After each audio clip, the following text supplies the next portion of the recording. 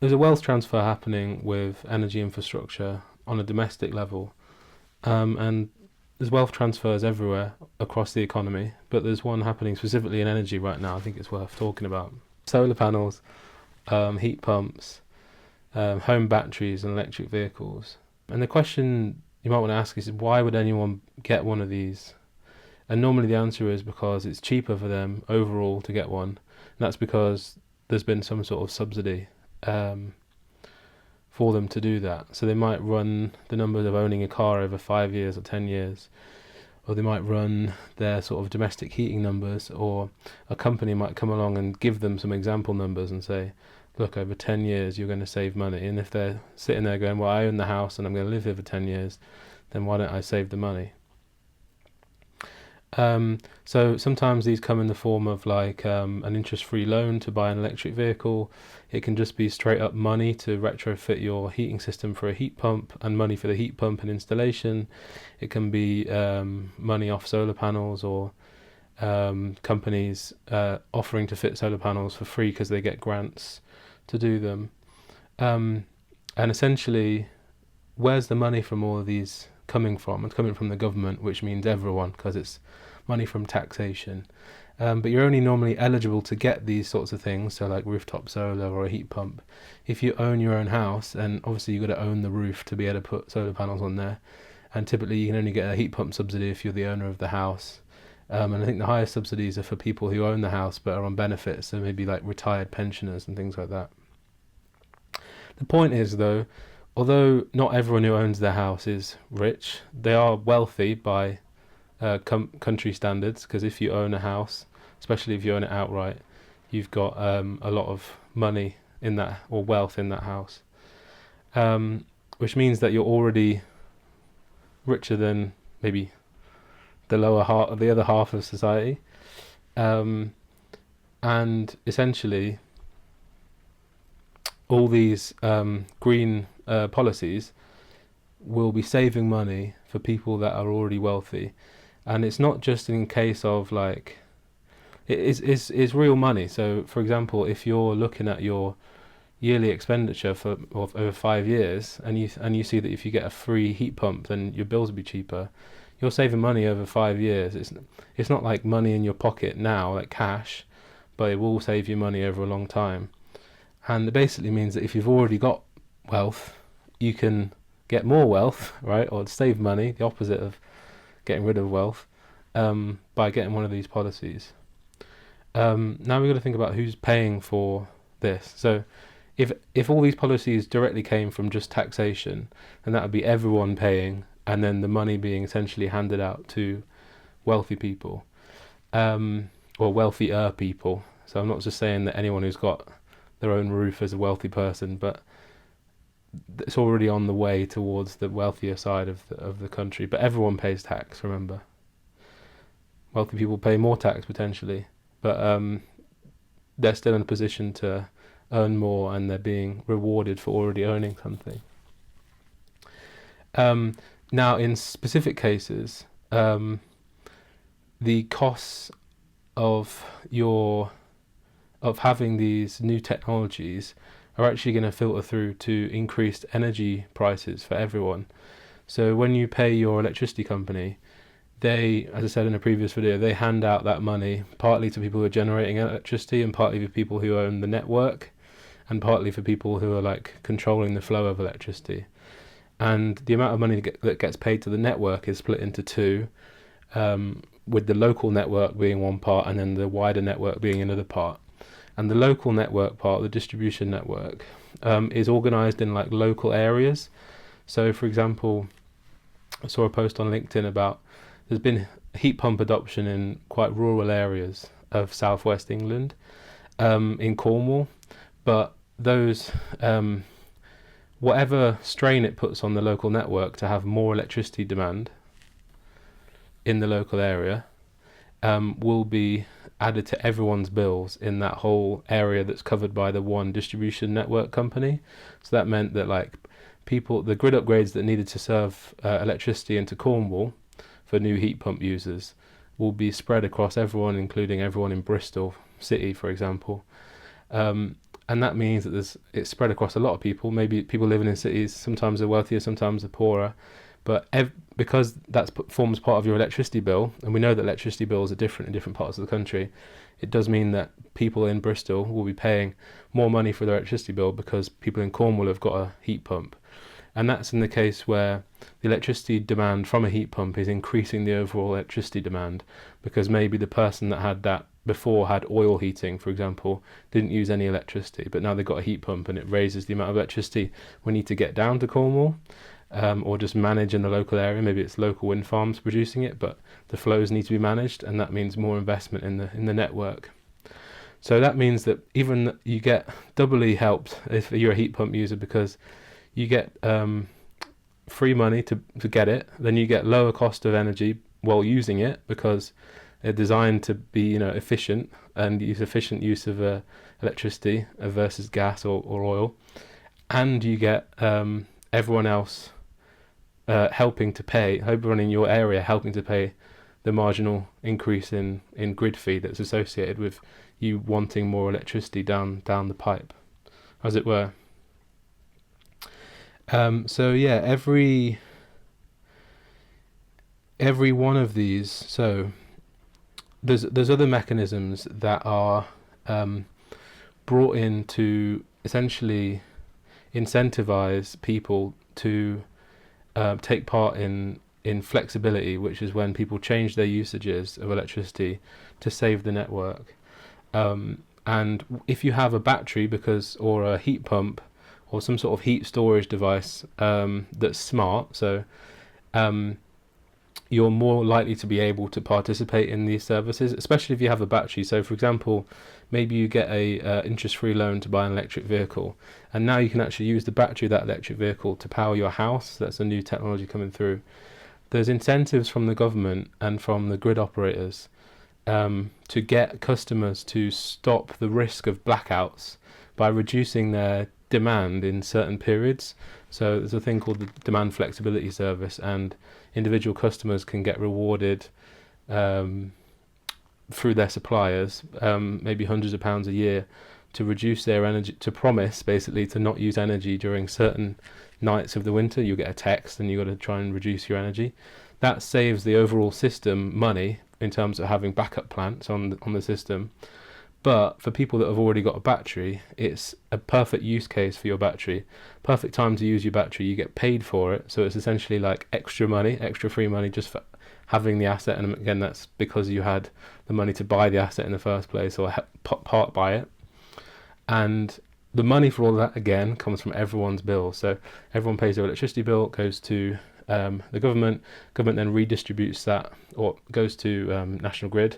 They then redistribute that through the suppliers, your electricity company that you pay, then they'll pay you to do that service. So again, it's another opportunity for people with the assets, with the batteries, to actually make a bit more money. It's just another free bit of wealth transfer from poor to rich.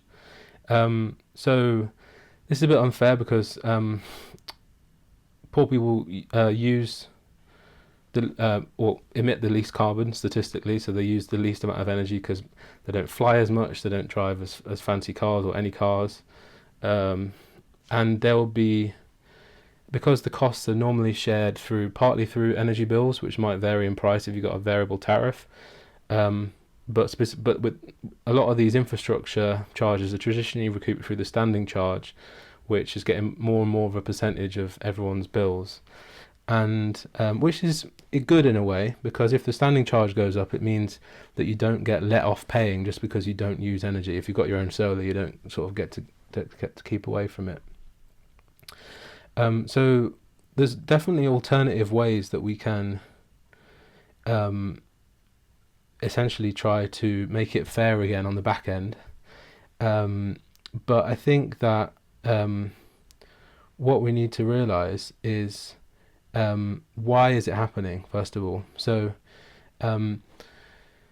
The government doesn't have loads of cash flow. We're in debt. We've got a deficit, right? So if they want to do any sort of infrastructure spending, because there's alternatives to these sorts of plans, we could build national scale energy storage. We could massively improve the grid everywhere just by sort of national investment. But there's no money in the government, so the government would have to borrow the money to do that. So they would have to borrow money from international markets or private individuals at sort of 5-6%, or through government bonds, however much that costs. And alternatively, they get part of the benefit by doing these schemes by using private individuals' wealth, and that's including like not just the richest people that might own bonds or mortgage or sorry might own bonds or international governments, but also like middle class people that wouldn't typically invest in bonds but have some money to maybe invest in a home heating system. So the government's able to leverage even more of the citizens' money in a cost-effective way to increase the greenness of the grid overall.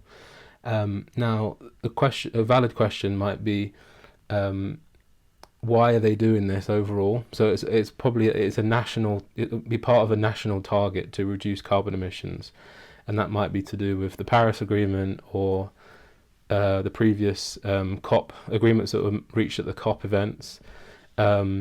It may be to do with reducing reliance on foreign fossil fuels, which can be quite price volatile. It may be to do with reducing air pollution locally, which saves the coal country money. So shutting down a coal plant, for example, saves the NHS money in like lung conditions and things like that. But essentially, there's a decision on the sort of government level to go green, and traditionally these have been done through policies which require suppliers or different people to have certain amounts of renewables. So the older way was that the utilities had to have a percentage of the energy that they bought on your behalf come from renewable sources, and that was measured through a thing called a ROC, which is a renewable obligation certificate, and they were issued for every unit of electricity generated from a wind farm, for example, and they were used to fund the wind farms, the initial wind farms that were built in GB. And there was a requirement for the utilities to have 40% of their energy come from ROCs, for example, or be covered by a ROC, and in that way people's bills went to the utilities, and then the utilities funded the building of renewable energy, which reduced the carbon intensity of the grid of Great Britain. And it's been very successful, so we've got quite a green grid internationally speaking. Other ways that they strategically control the carbon emissions of industry and electricity generation is through regulated carbon markets. So this is like a carbon price, and every year the government issues a certain amount of carbon credits, and that every year that reduces, and then industry and power generation is free to trade those carbon credits between themselves, but there's only a set number, and essentially those are like an allowance to emit 1 unit of carbon, and so that way the government has a really strong lever to reduce the amount of carbon that's emitted across the whole economy, or a large amount of the economy. And those are the ways that we've traditionally basically used public money again, but not had to do any upfront spending or borrowing, but just used a sort of scheme to direct public money over time into renewable projects. So this new wave is based on the fact that you now can buy home batteries and you can buy home solar panels and heat pumps, which wasn't the case 10 years ago. But this scheme now is basically another way for the government to leverage private individuals' money, except now it's wanting it up front because people have to pay. And because it's up front, it biases towards people that have already got money. In the case previously, everyone kind of shared the burden equally because it was across everyone's energy bills. But now, because they're leveraging private wealth, those people get a leg up in terms of they have to make it worth those people doing it. So they'll make these schemes to make it, the payback period for the battery be 5 years instead of 10. And basically everyone's still paying for that scheme. It's probably cheaper overall for the government, but it biases and puts the most wealthy people in a position to then be the generators, the local generators of the future, which again, coming into 5-10 years from now, what's the grid going to look like on a local level? It might be that, a third of the people in a local area generate their own electricity and store it in their own batteries, and everyone else basically has to just take what they're allowed to get from those guys. basically, there's a way that that could happen if we don't invest in the distribution network in a fair way, and that could be quite an unequal place to live in terms of quality of life, because the people that have money now or have their own roof now get to then have do things on their schedule in the future, and everyone else kind of has to fit in. So I've talked about private wealth. Yeah, so the different ways that we could move on from now is that we could potentially, so if you've got your own battery and your own solar panel and maybe your own EV, you can essentially you can be off grid for like 80% of the time. Unfortunately, when you do need to be on grid because it's not been sunny or what have you, those are typically the times when the grid is most expensive to run, and the entire grid is based around building it for the most system stress events, most expensive times, and dividing that cost over all time. So it's quite unfair if you get to basically be off grid for most of it and then come on to pay. And there's some policies at the minute which are going to roll the grid fees into the unit cost of electricity, and that would be bad because it would bias again. It would mean that if you got to be off grid for a lot of the time, you'd pay less money towards the overall infrastructure of the grid. So the way that we could get around that is by doing the opposite policy, which is basically making the standing charge more expensive than the actual energy per unit. Now that has the perverse effect, you might say, of making the time of use of electricity irrelevant, and potentially what we're trying to do is make people aware of when it's green and when it's cheap to use energy. But the other way is quite unfair to people that don't have their own generation assets or their own storage. And a way that you might kind of have a middle ground is by biasing the standing charge to the times when the system is quite stressed, so maybe the times in the winter when it's not windy and it's not sunny. And that might mean that at least everyone has having to pay their fair share for the grid, which is there to deliver energy 24/7, 365 days a year, and not just when it's sunny. Other things I wanted to talk about. Okay, so obviously I've said that this costs money, so the government is having to do money in subsidies and things like that, but overall it might be quite cheap because the alternative is borrowing to build infrastructure. But if you did borrow to build infrastructure, like just you could do maybe larger scale but still local projects like district heating projects, which is where you have one maybe small power plant that has like waste gases that are used as heat to heat like a whole street of houses. There's a scheme of like that in Glasgow. There's a couple in Glasgow, and there's a few in different cities around the UK.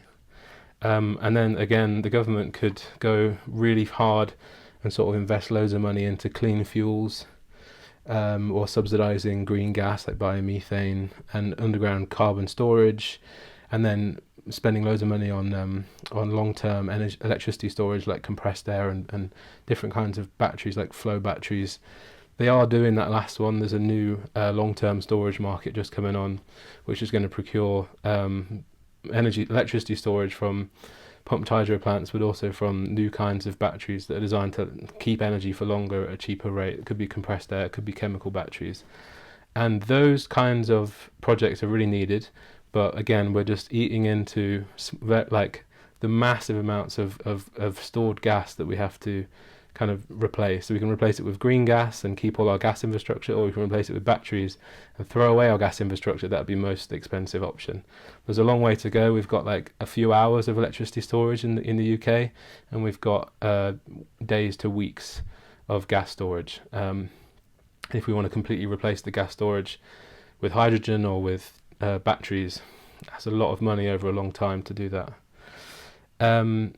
So yeah, what happens years from now? I've talked about the local area maybe being unfair between people who are generating and people who couldn't afford to generate, or maybe rent and they don't own their own roof, etc.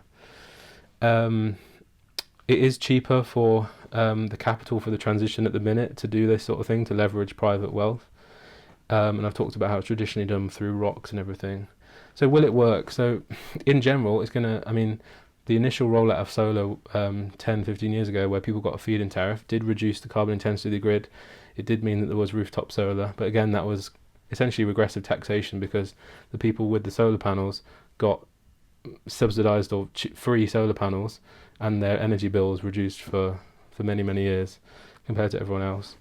And the only reason they got that is because they had the money up front to do that. what should everyone do in their own domestic circumstance as well?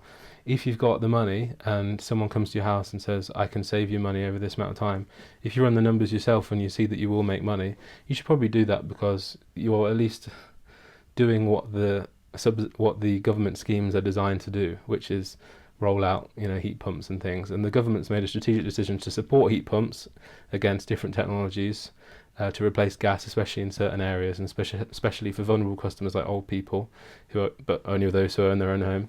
So if you have the opportunity, you should probably do it. Also because you'll be in a better position, even though it would be an unfair position later on.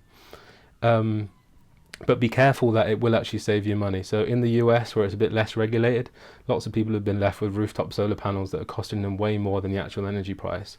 Because remember, you might spend loads of money on your solar panels and your battery, but if we go to a future where everyone pays the wholesale price, energy will be really cheap on sunny days anyway.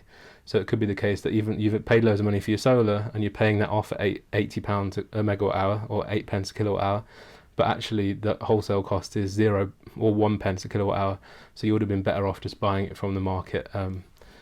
So you are taking a risk, and the people that come to your door and sell you it or get you over Facebook and email, they will be working in their own interest, which is, if I install this, I get X amount of £1,000 from the government.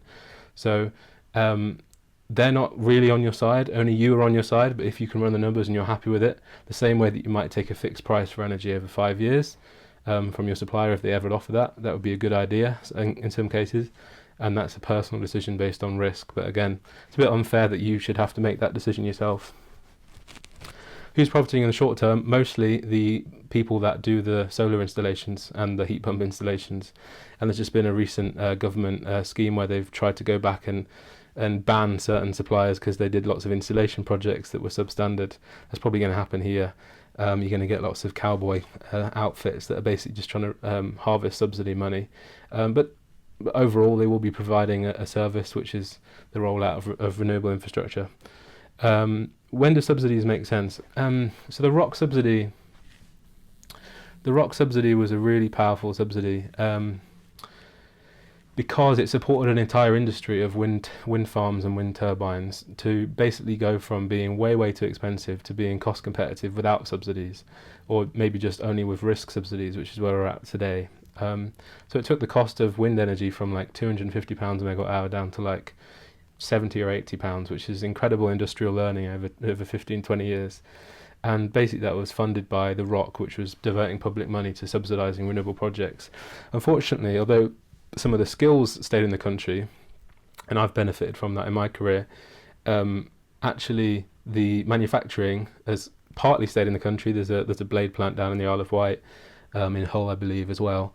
But a lot of it is being done by Vestas or Siemens Gamesa, and that's like Spain and the USA and different places like that. So I think subsidies are really useful when they deliver something in the short term, or they allow you to leverage different kinds of capital.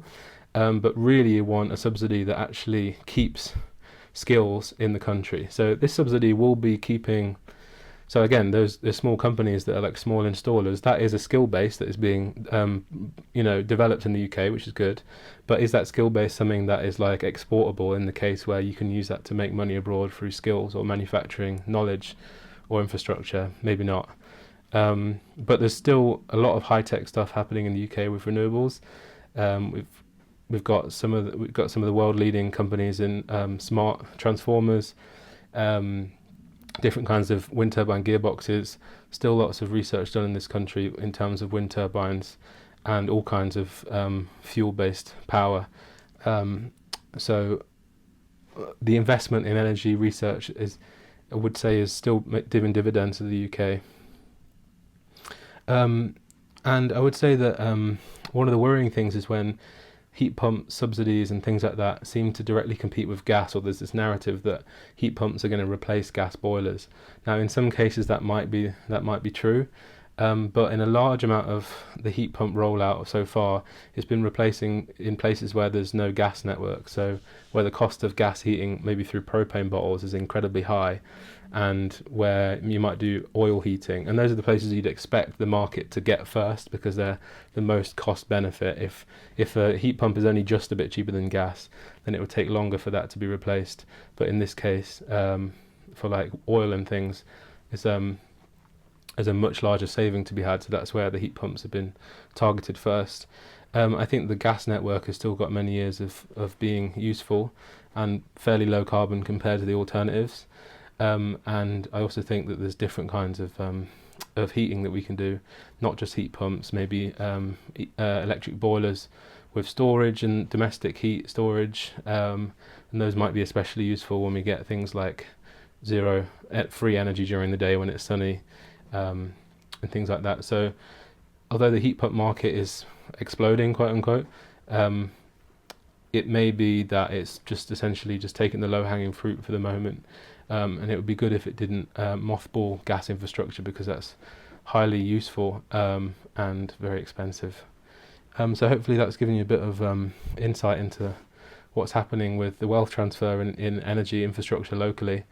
Again, if you've got any specific questions about what you should do yourself in your house, I wouldn't say I'm a personal finance expert, but I could definitely give you my opinion if you send me an email at my email, which is in the description and the comments. So thanks for listening, and spread the word about the channel. Thanks.